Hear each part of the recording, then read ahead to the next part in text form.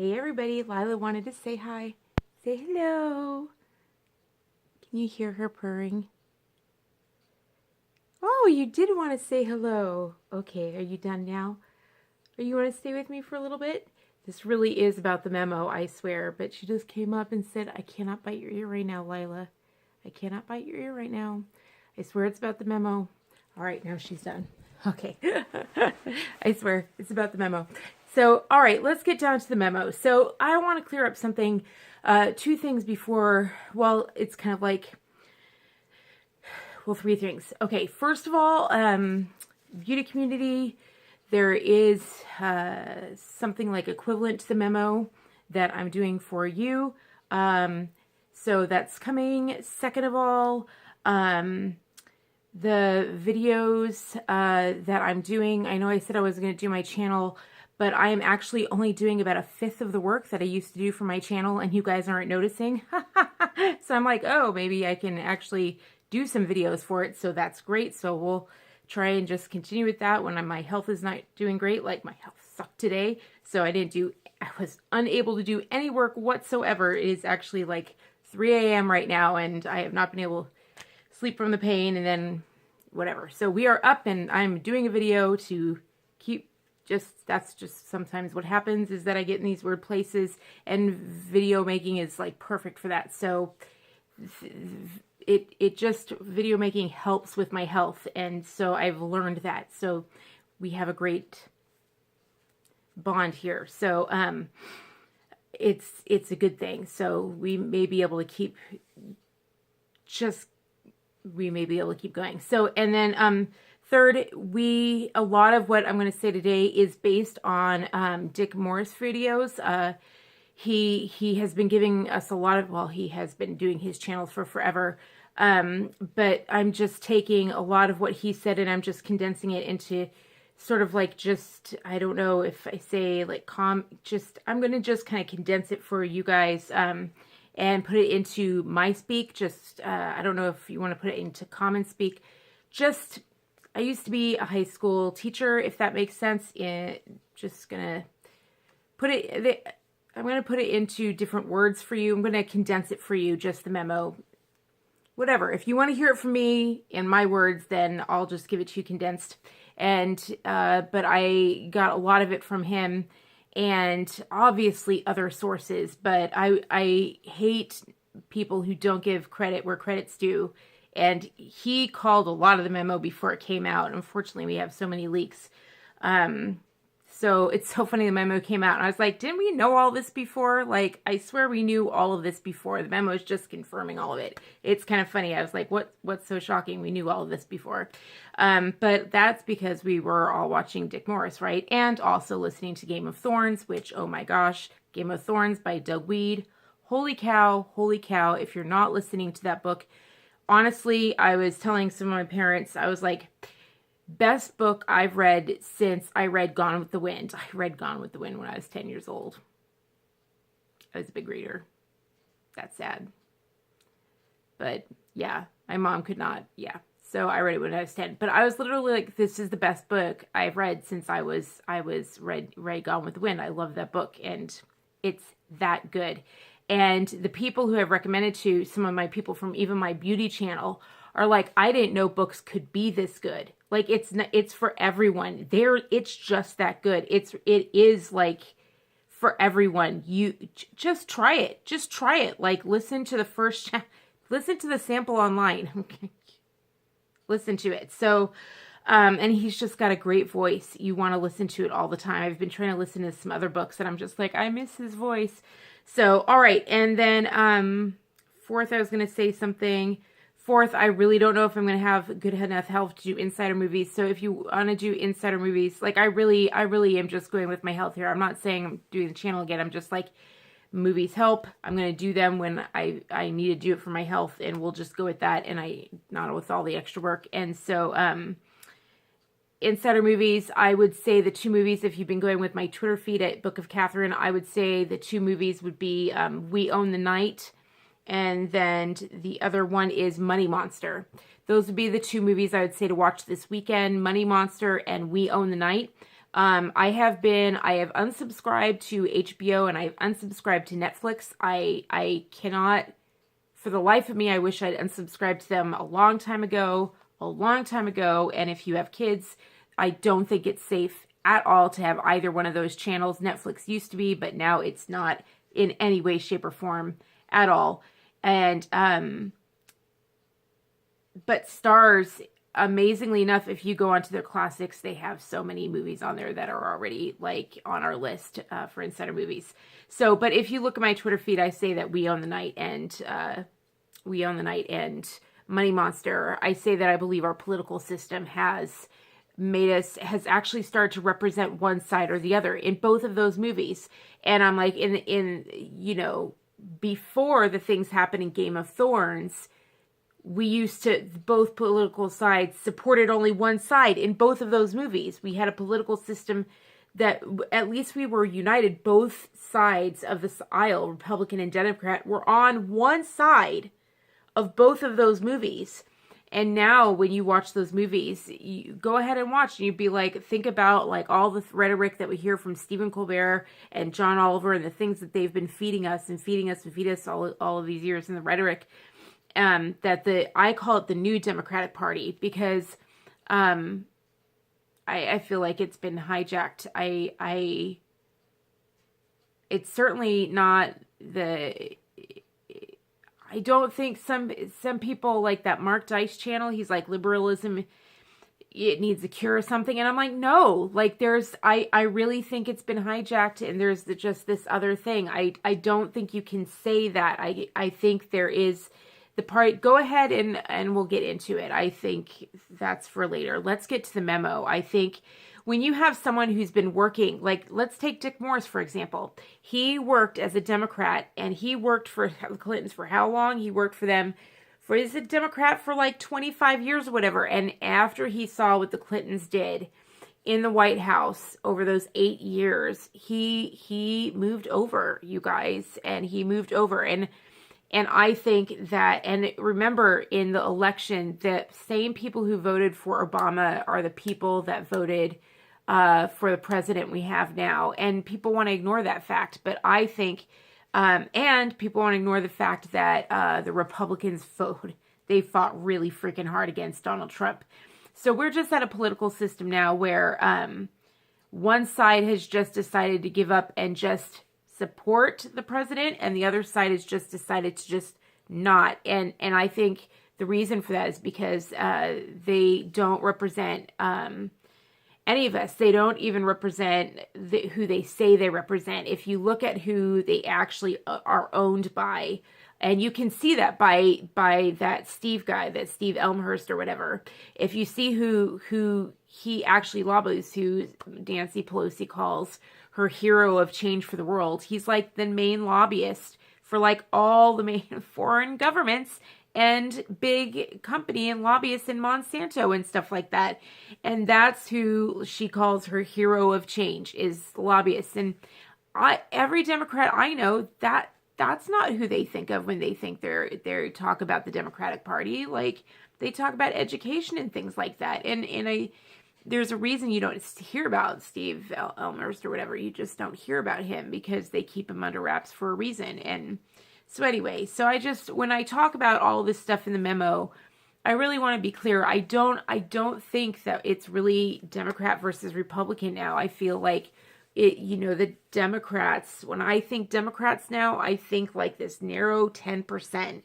And there's all these liberals who are coming out now that even they're being rejected. Like if you watch that video I posted today about the day after the election, and there was the Morning Joe, and they talked about how we, the media, messed up, and they talked about how reporters were exiled for saying that Hillary had only a 70% chance of winning instead of a 91 or 92% chance winning.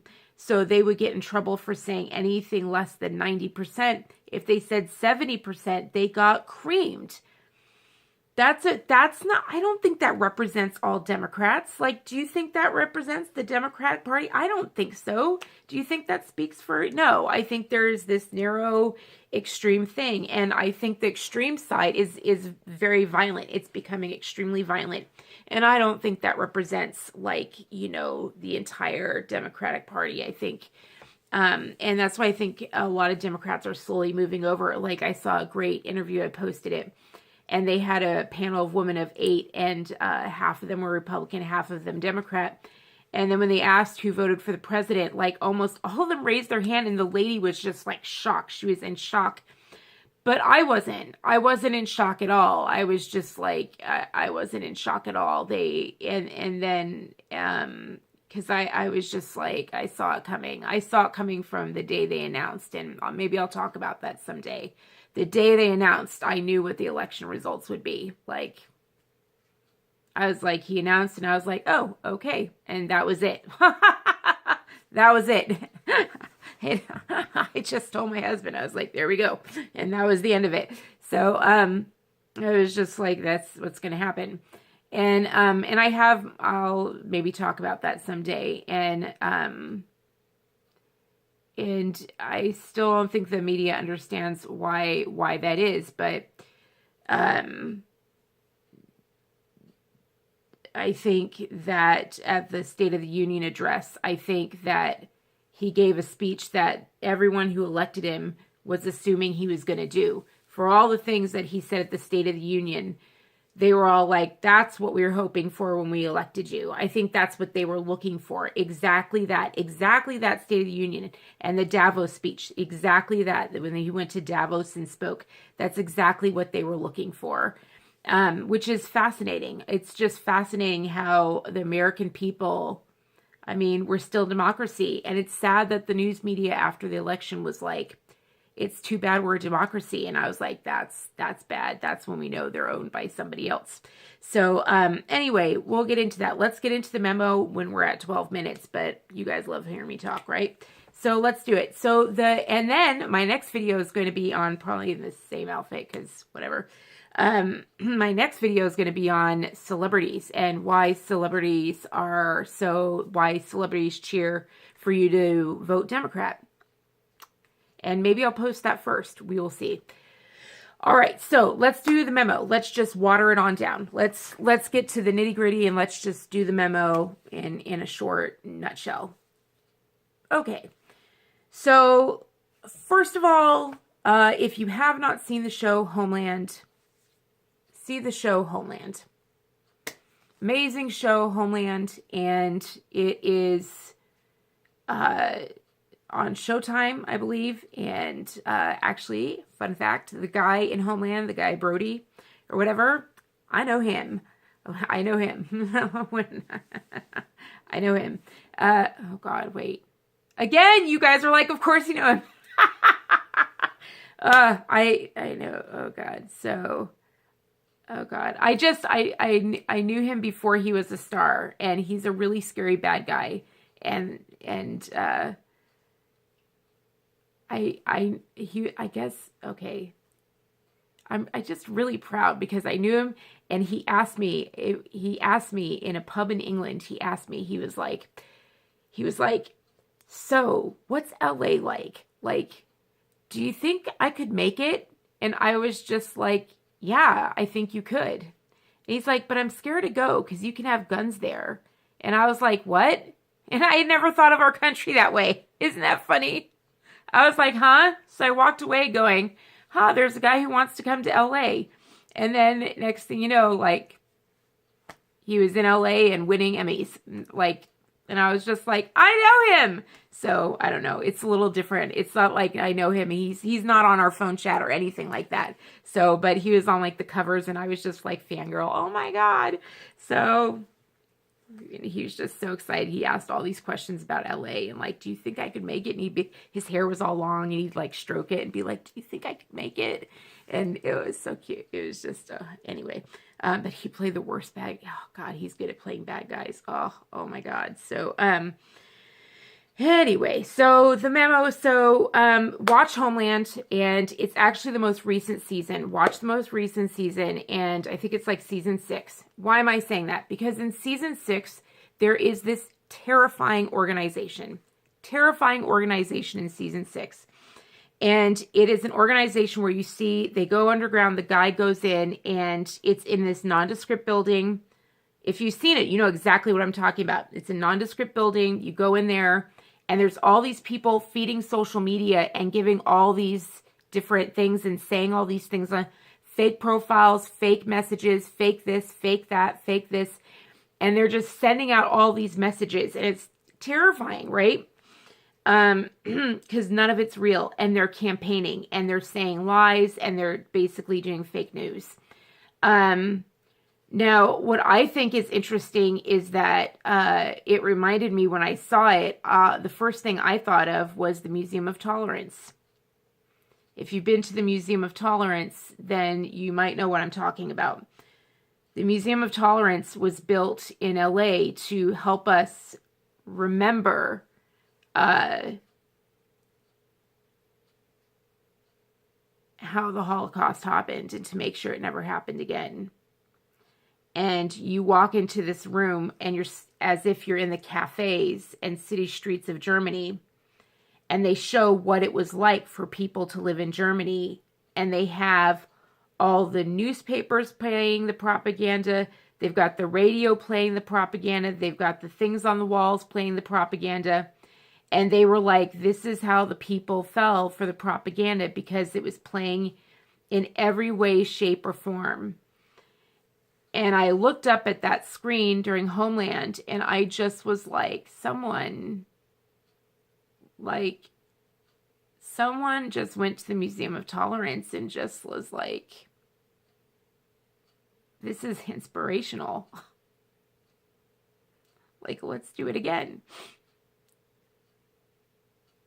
Because, like, it's not free speech anymore. Like, we now have sweeps on YouTube of just sweeps of conservative speech. Like, I've done my digging, and it's a thing of, like, random conservative sweeps of just wiping. I will have, like, 20 windows open of research on my browser. Like, that's why I'm starting to post it all. We watched those movies last weekend. I started posting it all. And I have started, when a sweep happens, like, half of my browser tabs, it'll just be, like, gone. They'll just be gone. And it only happened when I started doing research on politics and started finding out the things they don't want us to find that the media isn't covering. That's free speech.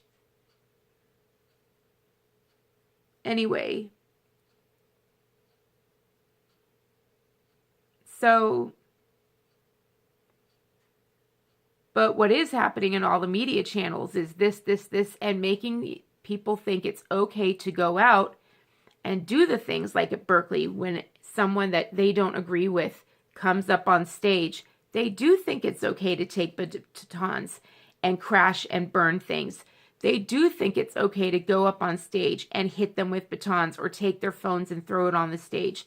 They do think it's okay to reach over and grab someone's neck and threaten them with violence on a stage and say, you better stop saying. You don't see that happening on the other side. Like, it's alarming. It's alarming. And you do see it happening, but when it happens on the other side, that dominates the media. And someone actually said, I posted it for you guys, and they were saying, oh, so you're not condemning Hitler, like Nazis? And they said, you're asking me to compare Hitler versus Stalin, because that's what this, like, Antifa stuff is, when they say to come out and burn things to the ground. And I was like, thank you. Thank you for giving me that clarity, because there is, like, but only, like, small number here and small number here. But that's not what they're encouraging. Like, we have this mass, media, like, telling people it's okay to hate. And, Twitter just filters out on subjects when you search for something. The only messages that come up on a certain subject will be hate. Like, I look up voter fraud and it's just hate. Like, it's just hate. It's horrible, horrible messages. And we end up thinking we're living in a world of hate. And I'm like, oh, I'm learning we're more unified than we thought we were. Like, we're not. And people are being paid. And this is what I mean. Like, I'm finding out, like, people are being paid. When you see demonstrators and things like that, when you see video of people doing the POTUS speech and throwing shoes at it, those people are paid. They paid, you know, mentally ill patients to come in. They don't know what they're doing. They're throwing. And I'm like, those are mentally ill patients. They're just doing their therapy. They have no idea what they're doing. And I'm learning more, and I'm just kind of like, not from people online, but through my contacts. And I'm like, I just think more and more of the Museum of Tolerance and how it's just going to be important for those who are not in this 10% of extreme, like the Stalin side, for everyone who's in the full other range of the political spectrum. When they let those voices up, they only let the voices up that use name calling or also use like violent words or something. They only let the extreme voices up. And I'm just like, don't use name calling. It doesn't, I mean, you can if you want to, like, I'll defend your right to do it, but you know, it plays right into their hands. I see some people with the best analytical minds finding the best analytical information, but I can't share it because they're sitting there making commentary and calling people horrible, horrible names. And I'm like, you're as bad as they are. Anyway, so the memo. So when you see Homeland and you see these media machines, that media machine is basically fusion. When you hear about the memo, that's basically what fusion media is. Fusion media generates media swarms. They generate false narratives, if you will. I hate that term, but they generate a story they want told. They write a story. They say, we want this story to be told. And they say, okay, we want this story to be told. Now, how do we get it out there? So here's the memo in a nutshell at 22 minutes. The memo in a nutshell is this. Hillary Clinton couldn't get anything past Trump. Her normal smear tactics, which is her team. She has two guys that have been with her forever, for like 25 years. She used them in the White House. It's like Blumenthal and this other guy, name begins with an S, and just two guys, and they're her big smear campaign guys. And they were throwing their normal stuff at him, like, oh, he's this, he's a womanizer, he's this, he's his kids, and he's got all this rich wealth, and all the normal things that threw, and it didn't dent his numbers one bit. Just all of the normal smear campaign that normally worked on her opponents didn't work. And as she got more and more desperate, and it may not have worked because of who she was as a candidate, it may not have worked because of her emails, whatever it was, it wasn't working. And so she was like, look, you guys got to come up with something bigger. So these two guys went to Fusion Media, and they wrote up this huge Russia story. And these two guys went and they wrote the Russia story. They did it with Fusion Media and everything like this. And they came together, and the bottom line is that Clinton funded it. It costs a lot of money to make it. Cost a lot of money to make it. Like, cost a ton of money. And they basically wrote the dossier, this Russian dossier story. Totally wrong. Totally fake. And they went and peddled it to all of the media. And the media was like, this is totally fake. We can tell. We can't take it from you. Everyone knows who you guys are. You've been doing this for 25 years. We'll get burned. So they were like, well, how can we make it legit? Well, we know how we can make it legit. All we have to do is, like, we have a ton of leaks in the CIA. So if we get it into the president's hands, if we get it into Obama's hands, then it'll get to the intelligence community. The intelligence community will leak it to us. And then the press has to say something about it. And so they were basically like, they went on over and they were like, you know what? McCain wants to get back at Trump.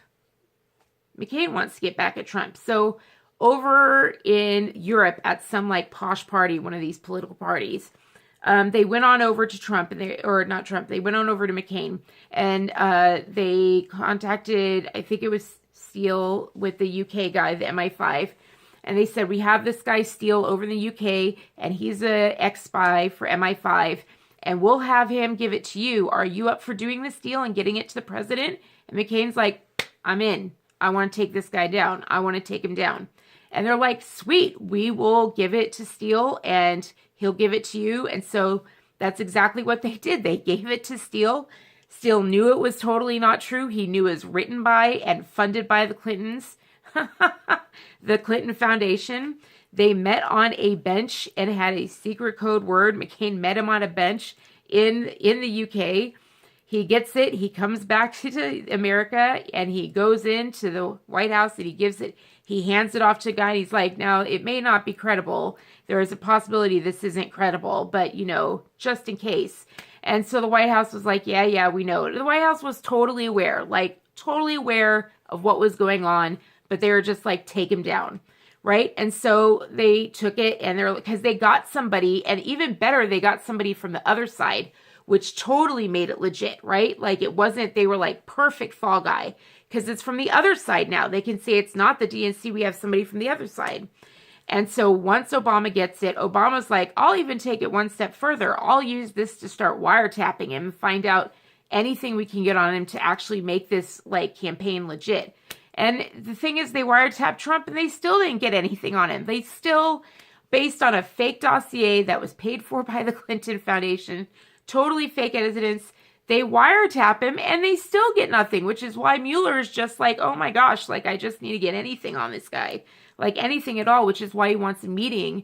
For a year, they've been trying to catch anything, going back into his history, and they can't find anything. And now Mueller's just like, well, let me meet with the president and let me try and catch him in something and let me trip up his words. Because if he trips up his words, I'll be able to say, oh, you hindered prosecution, or oh, you perjured yourself.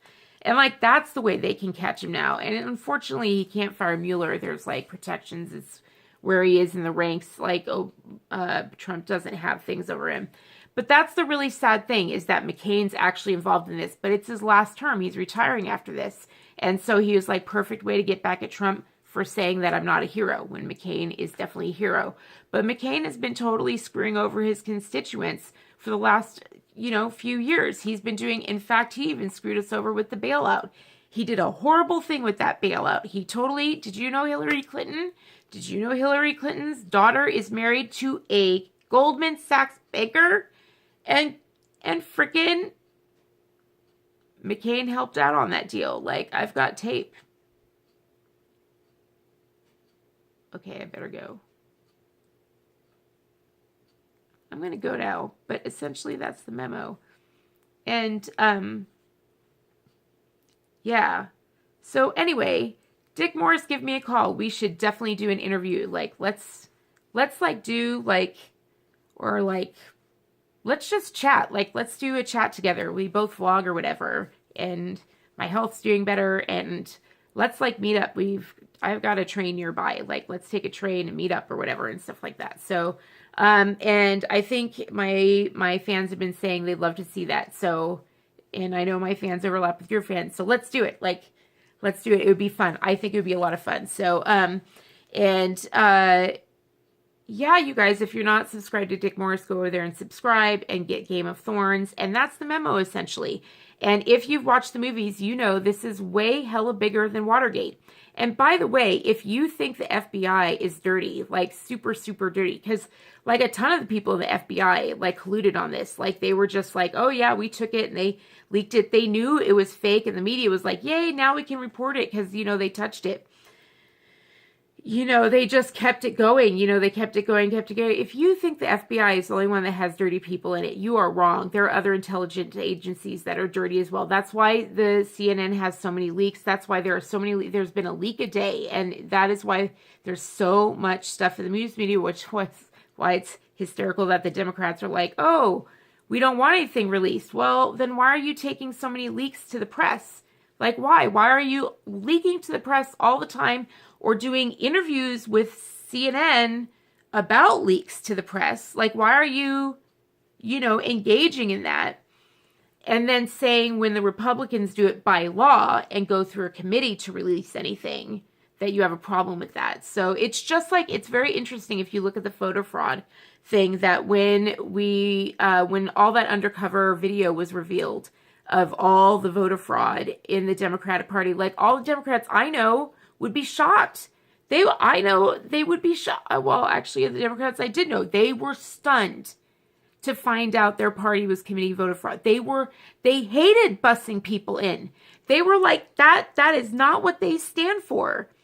And they don't want that in their party. It's been hijacked. That's not what they stand for anymore. And they don't want the government shut down over undocumented worker, over people who are here legally that are refusing to actually sign up for to be here legally. They're not even getting in line.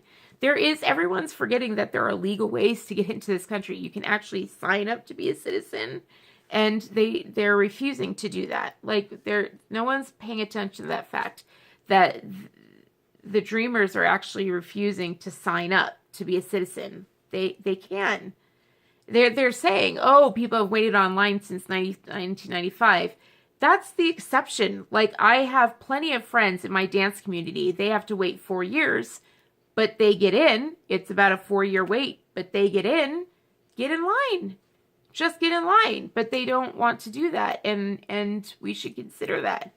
They should consider that. So anyway, I love you guys. That's the memo in a nutshell. Just a paid-for Clinton dossier written by basically Fusion Media, which is what you see on Homeland. So watch Homeland. Scary as hell that in the thing it had the FBI that was hiring, like the FBI director. Oh my God. Yeah, I remember hearing about it and being like, oh my God, Homeland was writing about what they knew about. Someone knew, because the FBI director in Homeland was working with a company like Fusion Media, though he hired him. But in this case, it was actually Hillary Clinton and the Clinton Foundation who hired them. So I'm out of time. I love you guys, and I'll film something on the celebrities and why they want you to vote Democrat. I love you guys. Peace out. Bye.